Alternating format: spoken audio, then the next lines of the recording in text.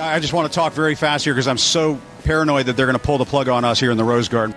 Welcome to Cable News Craziness, where we take a look at some of the craziness that takes place on cable news. Today, MSNBC's Nicole Wallace, who is in some sort of battle with Joy Reid on her own network to be the most insipid and unlikable person on cable news. Don Lemon, you are not even close anymore. I'm sorry. It's just not working out here.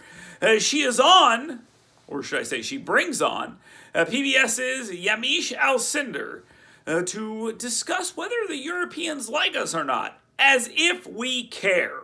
Roll it. When I've been talking to experts, I've been trying to explain to them, I covered the NATO and the G7 when President Trump was there. Those are the only summits as a reporter that I got to cover. And I said, well, what does a normal summit look like? And they said, well, first, it doesn't look anything like what you've experienced. The impulses of President Trump, former President Trump, the elbowing of leaders, the calling into question, not what should be done in these organizations, but whether or not they should even exist.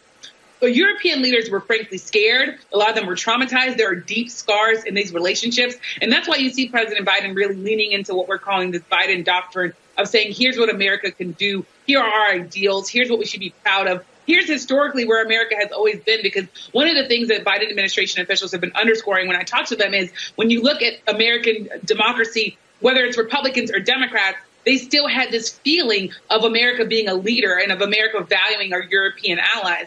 And that was lost for a large part when it comes to President Trump, who was just openly hostile and was so mean in some ways to our European allies. That being said, there's still big questions about whether or not President Biden, just in being here, can do that. Deep scars are really something that takes, I've been told by experts, years. And there are a lot of European leaders who are going to be looking at America for a long time, wondering what exactly is going on with that democracy. And it might take several election cycles, I'm being told, to really do the sum of the work of restoring trust in America that President Biden wants to do with this trip. First, let me point out that Yamich Alcindor does work for PBS, a federally funded TV station. Why they have a news entity, I have absolutely no idea. Why they have a news entity that has biased employees, I have absolutely no idea. Who is the conservative at PBS? Anybody know? No? Okay.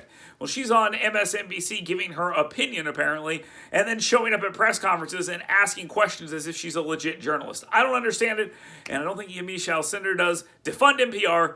Defund PBS. Now, as to her stupid theory here that the Europeans will not like us for a couple more election cycles because of Donald Trump, good. This is a good thing. And the premise behind this, of course, is that they didn't like Donald Trump, but they will like Joe Biden. But they also didn't like George Bush, but they did like Barack Obama. And they didn't like Reagan or George H.W. Bush, but they did like Bill Clinton and Jimmy Carter. Gee, I wonder what the difference between all these people they like and all these people they don't like. Well, let me tell you.